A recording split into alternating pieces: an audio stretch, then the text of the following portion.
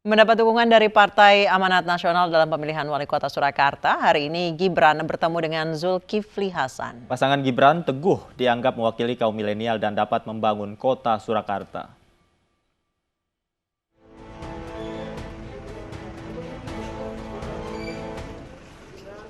Putra pertama Presiden Joko Widodo, Gibran Rakabuming Raka, bertemu dengan Ketua Umum Partai Amanat Nasional Zulkifli Hasan.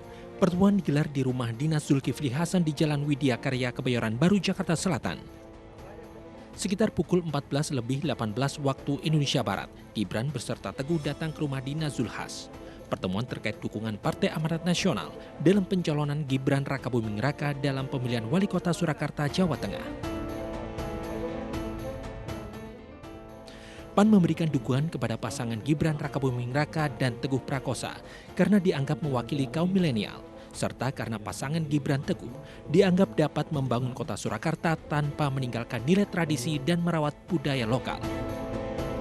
Mas Gibran ini salah satu contoh pemimpin muda ya, yang ingin berbuat untuk masyarakat tempat kelahirannya. Sebagai individu ya sudah selesai.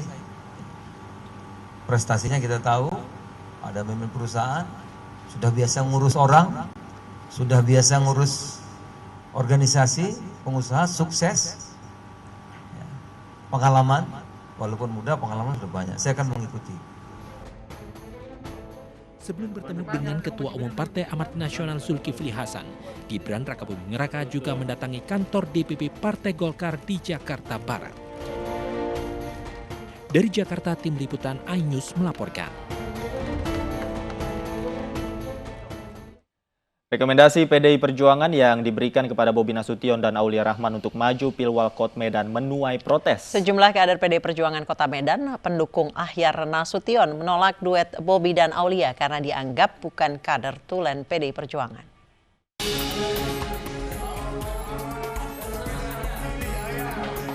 Penunjukan Bobi Nasution dan Aulia Rahman untuk bertarung di Pilkada Medan 2020 menuai protes dari sejumlah kader PDI Perjuangan Kota Medan. Kelompok Forum Eksponen 98 PDI Perjuangan menilai pasangan Bobi Aulia tidak mewakilkan partai karena bukan kader tulen PDI Perjuangan. Kelompok ini merupakan pendukung Ahyar Nasution, mantan kader PDI Perjuangan yang tersingkir dari rekomendasi partai. Mereka beranggapan bahwa kader partai Banteng Moncong Putih yang lebih layak diduetkan dengan Bobi Nasution dibandingkan dengan Aulia Rahman yang merupakan kader Gerindra. Sementara friksi yang muncul sebelum pilkada dimulai membuat Aulia Rahman meminta semua kader dari PDI Perjuangan dan Gerindra bersatu demi memenangkan Pilwalkot Medan. Harapan saya kepada kader PDI bersatu. Begitu juga kader Gerindra bersatu. Kita masing-masing di akar rumput, PDI ataupun Gerindra, kalau memang kita sebagai kader daripada partai, kita harus ikut semua arahan ataupun putusan daripada ketua umum kita masing-masing. Harapan masyarakat Kota Medan ada perubahan. Satu hal lagi yang harus kita analisis, gunakan kita punya analisa, terkhusus masyarakat Kota Medan, jangan termakan isu yang namanya politik dinasti. Sebenarnya ini sangat menguntungkan bagi kita. Bukan satu kerugian bagi Kota Medan, tapi satu keuntungan besar bagi masyarakat Kota Medan. PDI Perjuangan dan Partai Gerindra sebenarnya bisa mengusung pasangan calon sendiri tanpa harus berkoalisi, karena memiliki 10 kursi di DPRD yang telah memenuhi syarat.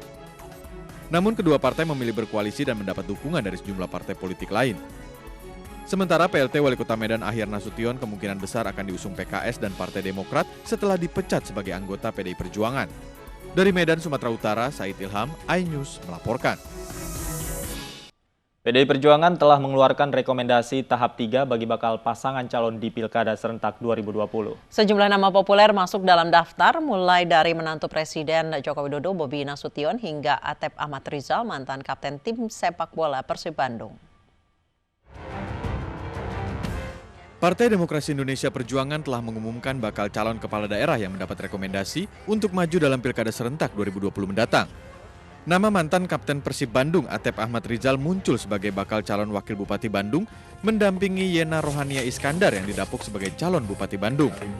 Jawa Barat, Bandung, Hajah Yena Rohania Iskandar dengan Atep.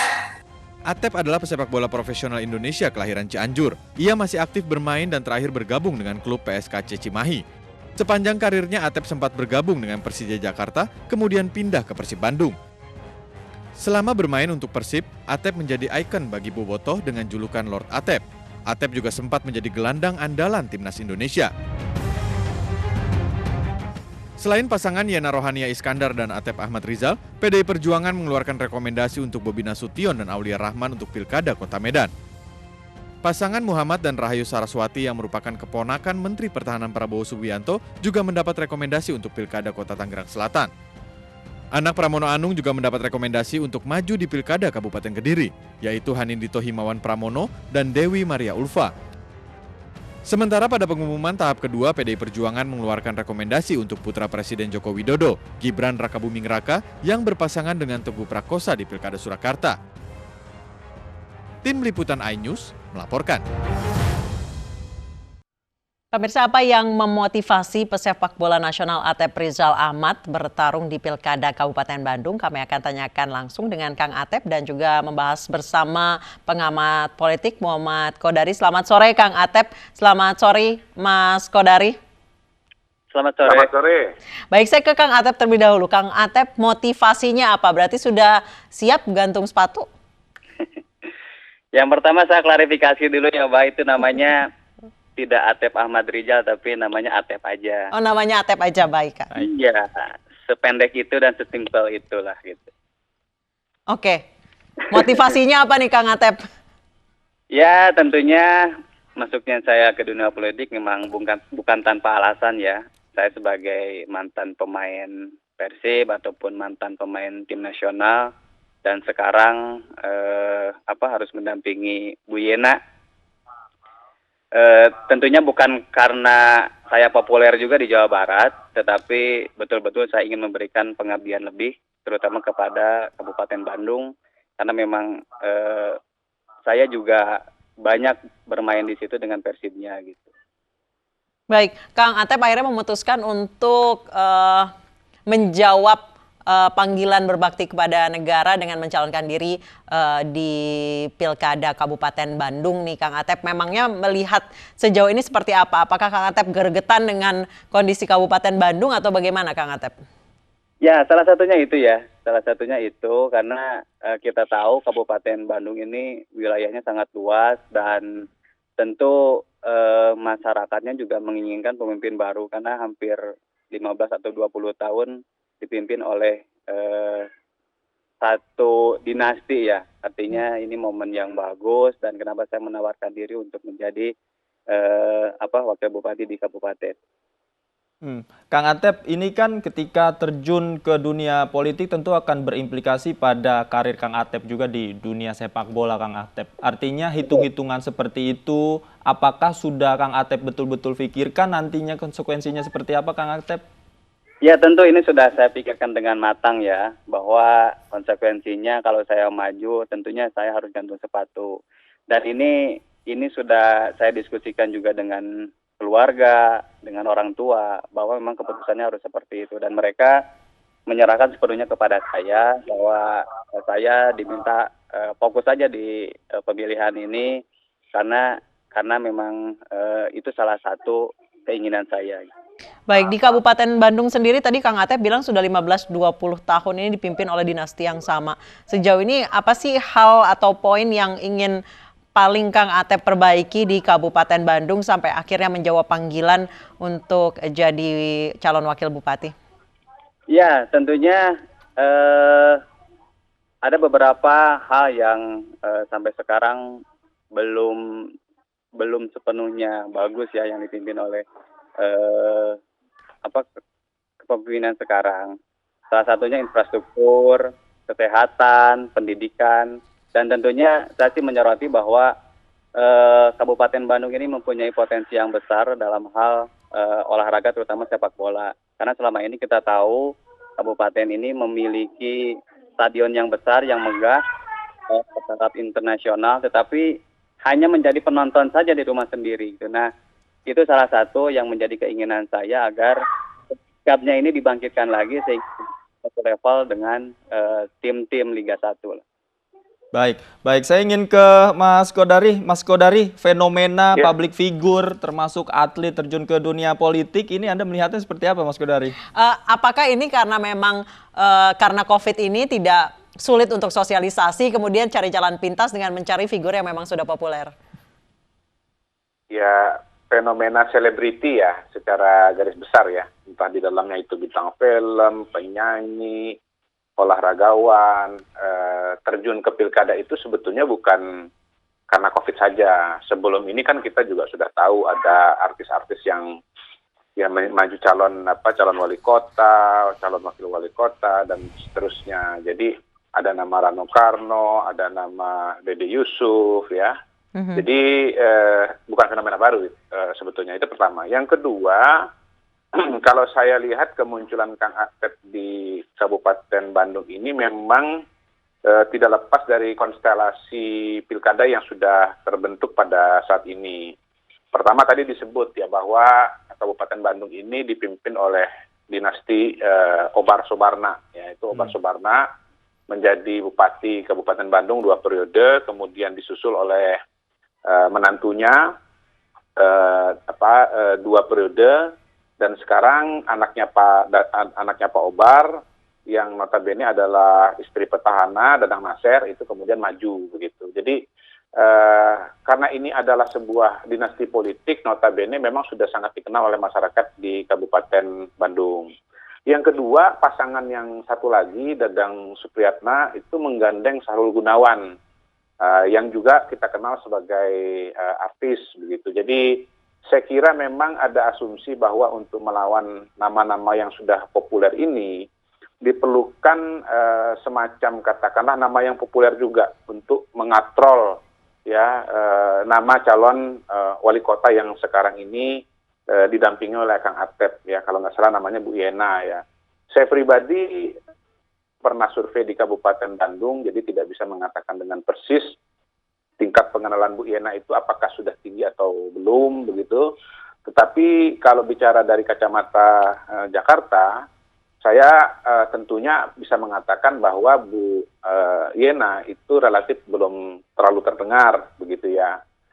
Dan ya mungkin itu juga sebabnya kenapa kemudian menggandeng Kang Atep, maksudnya supaya wakilnya itu bisa mendongkrak kepala gitu. Kita tahu memang bahwa di Kabupaten Bandung ini selain wilayahnya luas, jumlah pemilihnya juga banyak. Tidak mudah untuk melakukan sosialisasi, apalagi di tengah pandemi seperti ini. Kalau tidak salah DPT-nya mungkin sekitar hampir 3 juta barangkali ya, 2,7, 2,8 juta. Itu tidak mudah untuk bisa dikejar dalam keterbatasan pergerakan pada saat ini. Cuman memang sebetulnya harus hati-hati ya kalau menggandeng selebriti. Pertama, selebriti itu walaupun dia selebriti, pertama seberapa selebriti dia harus dicek lewat survei. Kang Atep terkenal gitu ya, tapi katakanlah mungkin penggemar bola kenal dengan Kang Atep. Tapi kalau bukan penggemar sepak bola itu kenal nggak dengan Kang Atep? Misalnya ibu-ibu ya, jumlah ibu rumah tangga itu kalau kita bicara populasi itu jumlahnya besar sampai 30%. Kita langsung tanya Mas Kodari ke Kang Atep, sejauh ini untuk sosialisasi apalagi di masa COVID, strateginya seperti apa Kang Atep? Karena memang Kabupaten Bandung ini cakupannya bisa dibilang sangat luas. Ya, tentu memang dengan kondisi seperti ini buat saya sulit ya, karena biasanya saya menghadiri acara-acara pertandingan bola ataupun masuk ke pasar itu lebih dikenal. Tetapi dengan kondisi seperti ini saya sangat sulit. Pada intinya saya lebih banyak memainkan sosial media sih, walaupun tidak intens. Tapi kadang-kadang juga saya datang ke masyarakat dengan protokol kesehatan juga gitu. Baik, Kang Atep, sejauh ini strategi sosialisasi Kang Atep, kita belum masuk ke masa kampanye ya. Sejauh ini apa citra yang tengah Kang Atep tanamkan ke masyarakat di Kabupaten Bandung, terutama mereka yang bukan penggemar sepak bola gitu? Ya,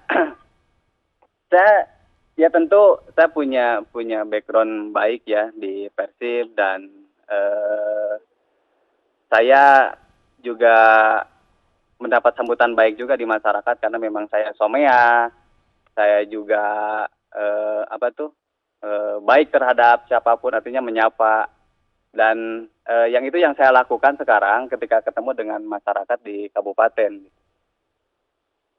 Baik, sejauh ini sosialisasi yang sudah dilakukan apa saja, Kang Atep? Paling saya lebih ke ini aja, ke datang ke lapangan sepak bola aja, karena kan di kabupaten ini masih ada beberapa pertandingan sepak bola, memang momennya kan momen Agustusan. Yeah. Jadi saya hanya datang, saya hanya memotivasi, setelah itu saya pulang. Baik, Kang Atep, selama ini ketika Anda setelah direkomendasikan oleh PDIP untuk maju, adakah pihak-pihak atau orang yang menahan Kang Atep ini untuk tidak terjun ke dunia politik, Kang Atep? Sebenarnya ada ya, ada beberapa orang, termasuk itu juga orang yang pernah bersama-sama dengan saya di DPD. Dia pernah menyalonkan di DPD, yaitu Pak Haji Mulyana. Katanya dia melarang saya untuk melanjutkan, tetapi tanpa sebuah alasan gitu. Nah itu sebenarnya tidak menguatkan saya untuk tidak melanjutkan gitu. Alasannya apa, Kang Atep, disarankan untuk tidak terjun ke dunia politik, Kang Atep? Satu, waktu itu kebetulan Pak Haji juga mau nyalon di kabupaten juga. Artinya dia tidak mau bertarung dengan saya. Keduanya, dia merasa bahwa butuh pengorbanan yang besar lah untuk maju di pilkada ini, apalagi saya orang baru, terus saya langsung maju di eksekutif, tentu itu tidak mudah. Pada intinya yang menahan saya itu tidak mau bertarung dengan saya, itu aja. Oke. Agak sulit ya menandingi popularitas Kang Atep. Saya ke Mas Kodari. Mas Kodari, untuk pemain baru seperti Kang Atep yang baru kali ini terjun ke politik dan background politiknya pun tidak terlalu kental. Apa strategi yang paling baik apalagi di masa COVID seperti ini, Mas Kodari? Ya, sebetulnya kalau bicara Kang Atep, ya pertama tentu harusnya mengandalkan kepada popularitas yang sudah ada selama ini ya. Apalagi kan memang keputusannya ini diambil sudah di tengah-tengah situasi pandemi gitu. Jadi harapan saya sebetulnya keputusan Bu Yena dan PDI Perjuangan mengusung Kang Atep ini sudah didasarkan kepada hasil survei yang menunjukkan indikasi positif. Indikasi positif itu pertama tentu saja Kang Atep itu dikenal begitu ya. Dikenal itu ya harus, menurut saya ya kalau sudah bicara itu 90% lah minimal ya. Sisanya 10% tuh ditambahkan diproses lewat proses kampanye dalam waktu yang tersisa. Yang kedua, memang punya image atau diferensiasi yang cukup signifikan, dan itu memang menjadi alasan masyarakat untuk memilih. Yang ketiga, elektabilitasnya tentunya tinggi begitu. Nah, pengalaman saya mengenai artis atau selebriti ini memang ada dua kategori. Pertama yang memang surveinya tinggi gitu ya, yang kedua yang surveinya rendah gitu. Mereka ini sama-sama dikenal, tapi yang pertama dikenal kemudian didukung, yang kedua dikenal tapi tidak didukung. Nah, biasanya yang dikenal itu adalah orang-orang yang memang sudah dikenal punya rekam jejak dan reputasi berkaitan dengan isu-isu publik begitu, dan dianggap capable ya. Misalnya seperti tadi ya Dede Yusuf ya, kemudian Nurul Arifin misalnya begitu. Nurul Arifin ini menarik sebetulnya untuk jadi contoh. Nurul Arifin kemarin maju calon wali kota Bandung begitu. Iya. Siapa yang nggak kenal dengan Nurul ya kan, sebagai seorang artis. Yang kedua, semua sudah mengetahui rekam jejak Nurul sebagai pejabat publik. Beliau menjadi anggota DPR, kemudian menjadi jubir Partai Golkar. Lalu sekolah politik ya, memang betul-betul sekolah jurusan ilmu politik begitu. Tetapi kan kenyataannya akhirnya tidak menang juga begitu. Jadi menurut saya pengalaman Nurul Arifin itu harus bisa menjadi contoh yang penting ya kalau artis itu terjun ke dalam dunia politik. Karena itu sesungguhnya menurut saya kuncinya tetap di tangan Bu Yena sebagai calon wali kota, calon bupati. Pertama memang biasanya hasil survei itu menunjukkan ya kunci elektabilitas itu ada di kepala ya. Memang ada di wakil, tapi itu kasus khusus. Nah, mudah-mudahan di Bandung ini kasus khusus gitu ya. Yang kedua, memang sebetulnya Kang Asep ini pintu masuk bagi Bu Yena ya, lebih dikenal dan nanti kemudian masuk dengan program kerja yang bagus dan nanti sosialisasinya justru banyak di tangan Bu Yena. Baik, saya kembali ke Kang Atep. Kang Atep, Anda bisa menjadi pintu masuk agar program calon wali kota yang nanti akan Anda dampingi itu bisa lebih diterima oleh masyarakat. Sejauh ini apa program yang sudah digodok antara Anda dan calon Bupati? Halo? Iya, Kang Atep. Iya, halo. Memang Kang Atep, sejauh ini apa program yang digodok dengan calon bupati yang Anda dampingi untuk masuk ke masyarakat? Karena tadi Mas Kodari mengatakan bahwa Anda ini bisa menjadi pintu masuk agar calon bupati yang Anda dampingi ini lebih dikenal ke masyarakat, Kang Atep. ya tentunya kami mencoba mengenalkan bahwa permasalahan-permasalahan di Kabupaten ini Bandung ini kan kompleks ya, ada pelayanan. Nah, itu yang akan coba kami tawarkan dengan pelayanan yang baik, memperbaiki infrastruktur, tentunya juga dengan kesehatan. Itu yang jangka pendek yang coba kami godok. Baik, terima kasih Kang Atep, terima kasih Mas Kodari, sukses selalu Kang Atep untuk Pilkada serentaknya Desember nanti. Pemirsa, sementara itu saya berkunjung ke Ketua Umum PAN Zulkifli Hasan putra sulung Joko Widodo Gibran Raka Buming Raka menyambangi kantor DPP Golkar. Bakal calon wali kota Surakarta tersebut mendapat dukungan Partai Golkar di Pilkada Surakarta. Bakal calon wali kota dan wakil wali kota Surakarta Gibran Raka Buming Raka Teguh Prakosa mendatangi kantor DPP Partai Golkar di Palmerah, Jakarta Barat. Kedatangan putra sulung Presiden Joko Widodo ke markas Partai Golkar ini untuk menemui langsung Ketua Umum Partai Golkar, Airlangga Hartarto.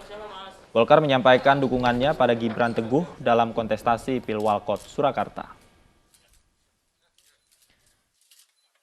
Dengan kerjasama dengan Golkar, tentunya ini akan menambah kekuatan politik untuk bisa memenangkan kontestasi ini. Saya meyakini kerjasama ini adalah untuk kepentingan masyarakat Solo. Saya meyakini kerjasama ini untuk kemajuan kota Solo. Saya dan Pak Teguh siap untuk melakukan komunikasi intensif dan koordinasi dengan jajaran Partai Golkar Solo untuk bisa memenangkan kontestasi di 9 Desember nanti. Suara Partai Perindo pada pemilihan legislatif 2019 lalu mulai diperhitungkan pada Pilkada serentak 2020 mendatang. Ini dibuktikan dengan Partai Perindo mendapat kepercayaan dari bakal pasangan calon untuk mendukung mereka maju pada kontestasi 5 tahunan tersebut.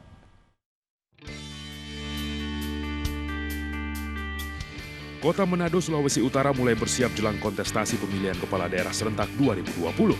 Visi misi melanjutkan pembangunan Manado lebih sejahtera dan maju, mulai menjadi jargon politik bakal pasangan calon yang akan maju. Tidak terkecuali bagi Julieta Paulina Amelia Runtuwene, Rektor Universitas Negeri Manado, yang juga istri Wali Kota Manado, God Bless Sofkar Vicky Lumentut, untuk maju bersaing dalam kontestasi 5 tahunan tersebut. Berpasangan dengan Harley Alfredo Benfica Mangindaan, pasangan ini mendapat dukungan politik dari Partai Perindo setelah dilakukan uji kelayakan dan kepatutan. Ya, tentunya yang seperti mana oleh Ketua Umum pastikan bahwa pertama memang harus mampu turun ke bawah, melayani masyarakat, bisa membangun daerahnya, itu yang paling utama di kita. Dan saya pernah menjabat Wakil Wali Kota 2010-2015 bersama suami Ibu Paula, dan mindset, cara pikir, cara tindak tinggal dimodifikasi dengan Ibu yang seorang profesor, seorang rektor, yang saya yakin pasti akan lebih indah, lebih baik, lebih harmonis, dan lebih cerdas lagi pemerintah Kota Manado. Sementara itu pada Pilkada serentak di Kabupaten Maros, Sulawesi Selatan, Partai Perindo juga mengeluarkan surat rekomendasi dukungan untuk pasangan Khaidir Sam dan Suhartina Bohari. Ini adalah semangat baru lagi buat kami. Tadi disampaikan, alhamdulillah hati kita keren saat ini mencapai survei yang ya nomor 1 atau terpuncak, tapi ini menjadi semangat buat kami semua. Jelang memasuki tahapan pilkada, Partai Perindo akan segera menggelar konsolidasi untuk menyusun strategi pemenangan calon yang didukung. Tim Liputan iNews melaporkan.